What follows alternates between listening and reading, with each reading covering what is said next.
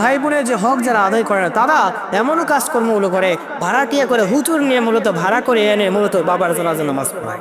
অথচ তাদের ভাইকনা আছে, তাদের নিজের ভাইরা আছে, তার আত্মীয় স্বজনরা আছে, তাদেরকে দিয়ে জানাজা নামাজ পড়বে না, তাদেরকে দিয়ে জানাজা নামাজ পড়ে না। হেরাম দেখায় আবার বাবার জানাজা নামাজ 2 বার পড়ায়, আবার নিজের আত্মীয় স্বজন ব্লাডের আত্মীয় স্বজন আছে, তাদেরকে দিয়ে জানাজা নামাজ পড়ে না।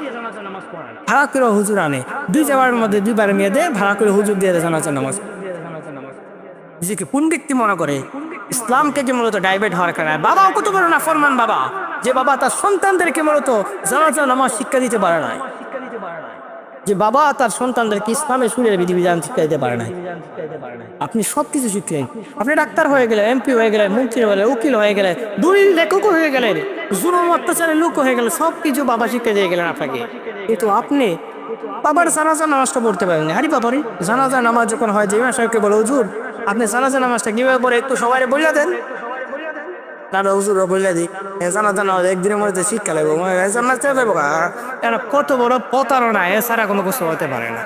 এক ওয়াক্ত নামাজ কিন্তু আমরা নামাজ মসজিদে এসে পড়তে পারি না, আলহামদুলিল্লাহ যদি বলে এটাও আমরা তো পড়তে পারি না, তো আমরা বাবার লাশের সামনে আমরা কতটা নাফরমান হয়ে গেলাম। বাবার লাশের সামনে আমরা গিয়ে প্রতারণা গিয়ে দাঁড়াই।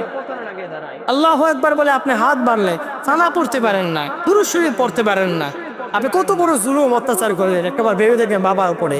আপনার বাবা আপনার কাছে এতটাই মূলত সাপোর্ট চায় যে আমি তো মৃত্যুবরণ করি, আমার জানাজা নামাজটা আমার সন্তানরা মূলত পড়া। আর আপনি ক্ষমতার কারণে, আপনার জুলুম অত্যাচার করার কারণে, আপনার নেতাগিরি করার কারণে, আপনার বন্ধুর হক আদায় না করার কারণে আপনার বাবার জানাজা আপনার ব্লাডের মানুষদেরকে পড়ান নাই, আপনি ভাড়া দিয়ে দিয়ে হুজুর আনেন। বাহ চমৎকার, জান্নাত শুনছিনি আপনি জান্নাত চলে যাবে, তবে সহজ জান্নাত, জান্নাত অনেকটা কঠিন।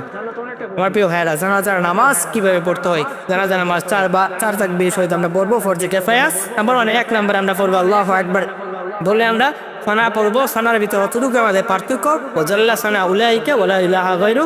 এরপর আল্লাহু আকবার বলবো, দুরূদ শরীফ পড়বো, এরপর বলবো আল্লাহু আকবারের মাধ্যমে আল্লাহুম্মা মাগফির লিহাইয়িনা ওয়া মাইয়িতিনা, মাইয়িতের জন্য দোয়া করবো। এরপর আল্লাহু আকবার বলে আমরা জানাজার নামাজ শেষ করে আমরা সরাসরি আমাদের তার লাশটাকে মূলত আমরা সরাসরি কবরের দিকে রওনা হয়ে যাব।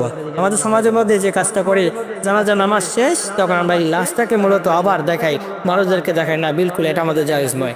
ইসলামের শরিয়ার বিধিবিধান হচ্ছে বাবার জানাজা নামাজ সম্পূর্ণ হয়ে গেছে, আপনি দ্রুত মূলত তাকে কাফন দাফনের ব্যবস্থা করে ফেলবে। মনে রাখবেন আমাদের সমাজের মধ্যে এটাও মূলত আমরা করি, মাইয়িতের জন্য মূলত আমরা দোয়া করি না। এবং বুখারী রাহমাতুল্লাহি আলাইহি বলেন জানাজা নামাজ শেষ, জানাজার নামাজটি হচ্ছে মূলত দোয়া। আমরা দোয়া হয়ে গেছে, আমরা চলে যাবো। তবে একটা হাদিস পাওয়া যায়, উসমান রাদিয়াল্লাহু তাআলা থেকে একটা হাদিস পাওয়া যায়, মাইয়িতের যখন কাফন দাফন সম্পূর্ণ হয়ে যাবে, রাসূলুল্লাহ সাল্লাল্লাহু আলাইহি ওয়াসাল্লাম বললেন তোমার ভাইয়ের জন্য এবার তোমরা দোয়া করো। যে দোয়া হাত তুলে করতে পারেন না, হাত তুলে মূলত করতে পারেন, মনে মনে আপনি দোয়া মূলত করতে পারবেন।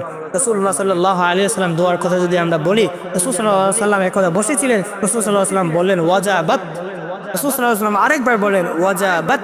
সাহাবীরা বলেন ইয়া রাসূলুল্লাহ আপনি ওয়াজাবাত প্রথমবার বললেন কি, আবার দ্বিতীয়বার কেন ওয়াজাবাত বলেন? ওয়াজাবাতের মূল কথা কি? রাসূল সাল্লাল্লাহু আলাইহি ওয়াসাল্লাম বলে ওয়াজাবাত শব্দের অর্থ হয়ে গেল এটা যে কিছু সংখ্যক মানুষ যখন একজন মানুষ মৃত্যুবরণ করেছে, তার লাশ নিয়ে যখন চলে যাচ্ছে গোপনে মূলত বলছে আলহামদুলিল্লাহ লোকটা অনেক ভালো ছিল, এই লোকটা অনেক ভালো ছিল, এই লোকটা মৃত্যুবরণের কারণে আমাদের অবস্থা খুব 12টা বেজে গেল, এই লোকটা খুব সৎ মানুষ ছিল, ইনসাফের জন্য ছিল, এই দেশের জন্য মূলত সংগ্রাম করেছে, এই দেশটাকে মূলত স্বাধীন করতে গিয়েছে তার অনেক ভূমিকা ছিলেন, এই ভূমিকা তার প্রশংসা এই যে গোপনে করেছে আল্লাহ আমি তাকে ক্ষমা করে দিয়েছি।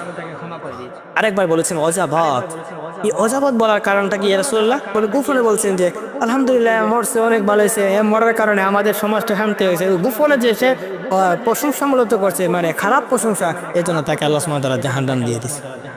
আমরা এবার আসুন, আমরা মূলত গোপনে মূলত আমরা প্রশংসা করব।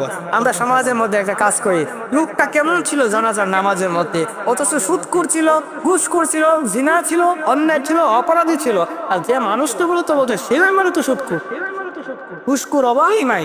সৎ চরিত্রের মানুষ ইসলামের নীতিমালা যদি জানে এই কথা কখনো বলবে না। অথচ আমরা গিয়ে বলছি যে লোকটা অনেক ভালো ছিল, আমরা তার জানাজার নামাজের সামনে, অথচ মিথ্যা কথা বলছেন। মনে রাখবেন মুনাফিকের আলামত হচ্ছে এর ভিতরে একটা হচ্ছে কথা এবং কাজে মিল থাকবে না, মিথ্যা কথা বলবে। রাসূল সাল্লাল্লাহু আলাইহি ওয়াসাল্লাম হাদিসের মধ্যে বলে 3টা হচ্ছে বড় বড় গুনাহ, এর ভিতরে একটা হচ্ছে মিথ্যা কথা বলা।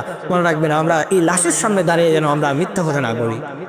যখন আমাদের কাফন দাফনের জন্য আমরা রওনা হয়ে যাব, আমাদের কয়েক কাজ আছে, আমরা যখন লাস্টে যখন আমরা চারজনের চার কাজে নিব, তখন আমরা এই ভাইয়ের জন্য আমরা লা ইলাহা ইল্লাল্লাহ লা ইলাহা ইল্লাল্লাহ লা ইলাহা ইল্লাল্লাহ আমরা বলতে বলতে থাকি না, এটা আমরা বলবো না। যদি বলার প্রয়োজন হয় আমরা আস্তে আস্তে বলবো, জুড়ে আমরা বলবো না।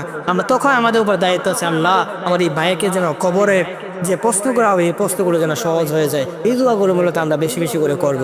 এবং আমরা যখন তাকে যখন কাফন দাফন জন্য আমরা সম্পূর্ণ করব, তখন আমাদের কয়েকটা মাসালা আমরা একটু খেয়াল করি।